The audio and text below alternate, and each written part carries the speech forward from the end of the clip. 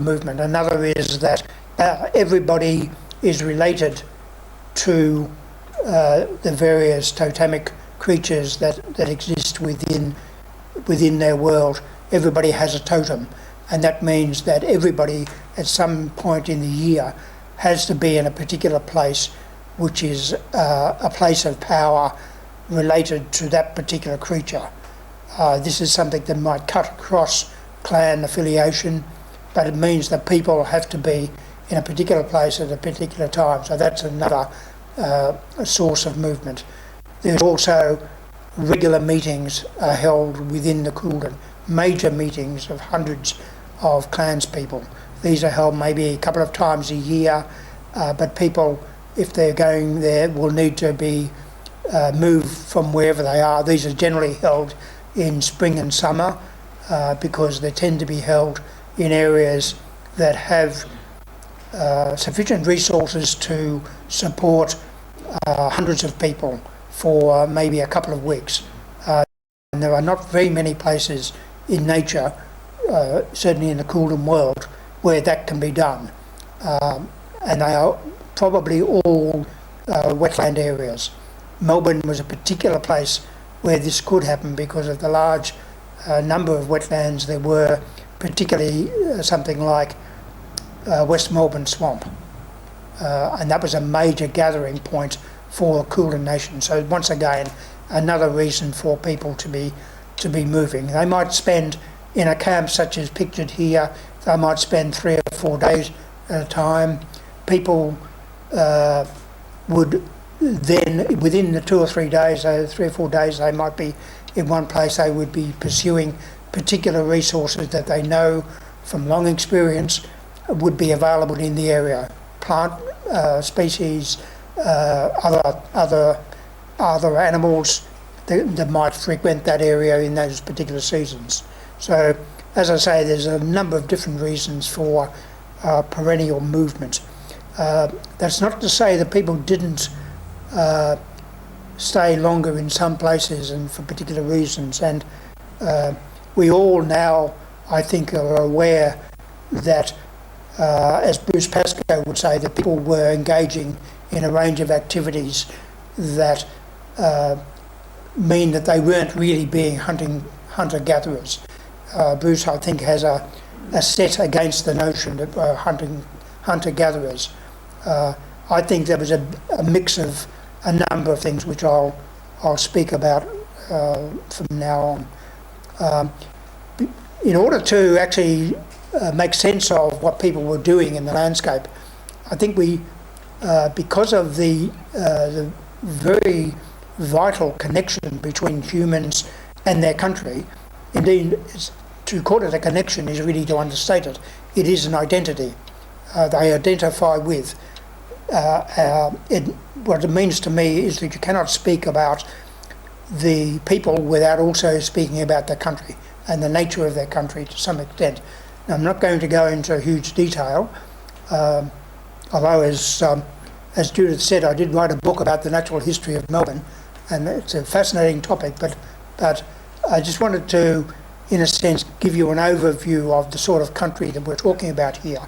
And so these different coloured areas represent 3 different ages of underlying rock, and they, because of the soils that develop on these areas, they give rise to different vegetation forms. And so what people found when they moved around their country was that the vegetation levels differed from where we are here, which is that's where we are. As you move to the east, the country gets higher in elevation and the vegetation gets closer. In other words, it becomes, trees are more frequent and they grow more closely. This is a geological map. As I said, I'm very fond of maps. But this is what the vegetation is thought to have been like at the time that Europeans arrived, pre-contact, if you like. Now, these different coloured areas represent different, what are referred to as ecological vegetation classes. to name them. This is a grassy woodland. You can, if you remember the previous map, it seems to cohere pretty much with the yellow area, which was the Silurian. That is the 40 million year old soil, rock, sandstone. And because it's overlaying the bedrock of Melbourne, but because it's a bit higher and the soils are relatively deep, it's given rise to a grassy woodland. The lighter coloured areas around it are what is referred to as a plains grassy woodland. Now, there's a problem, of course, in trying to ascertain what the vegetation is like, because we do know now in some detail of the sorts of things that Indigenous people were doing, and some of which I'll speak about here tonight. So when we look at the vegetation of some areas, particularly, say, to the west of the Maribyrnong River, which was a huge rolling grassland, and this was why Europeans settled in the area, because they were predominantly sheep farmers, and that's what they were after. They were after pasture land. But that rolling grassland was an artefact of Aboriginal burning. So in some sense, it's not natural that we're looking at, but it would never have been a forest, because there are other things. There's not much rain, and the soils are in fact very thin on the western side, because it's the basalt that underlies it is only 1 million years old, so it hasn't had the 40 million years that the soil, that the rock on this side of the Yarra and the Maribyrnong have had. So we can't be absolutely certain, and this is what the vegetation was like. But if we're confronted with an area that is plains grassy woodland, then we can be sure that to some extent that level of vegetation was also an artefact of Aboriginal management. Okay, so people lived, we talk about, the traditional term is hunting-gathering, but we really ought to call it gathering-hunting, for reasons which will become apparent in a moment. It is a way of life that is as old as humankind. Up until 10,000 years ago, every human in the world lived by gathering and hunting. But there are a couple of myths which you ought to dispose of to begin with.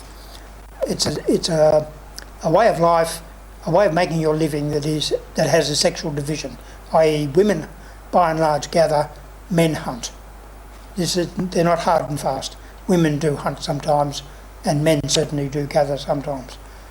One of the myths is that it was the hunting activities of men that provided the bulk of food. Now, this is a myth probably created by the men themselves. And it is a myth because recent studies have shown that in fact it's women who provide most of the food, and for a really obvious reason. That is, men go out and hunt, but sometimes they come back empty-handed. Now that might be because there was nothing there. It might be because they couldn't be bothered doing any hunting and they sat around all day and then went home and said, sorry, we didn't get anything. So they could come back empty-handed, but they knew that the women never came back empty-handed because they were out gathering plant resources, and the plants don't run away. So the women always came back with food. If it was a Boonwurrung group, they are predominantly coastal people, the women would be gathering shellfish. And they always came back. And so studies have shown that in fact it varies with latitude actually, but in the tropical areas the women provide as much as 75-80%. Here it's probably about 60-40, 60% provided by women, 40% by men.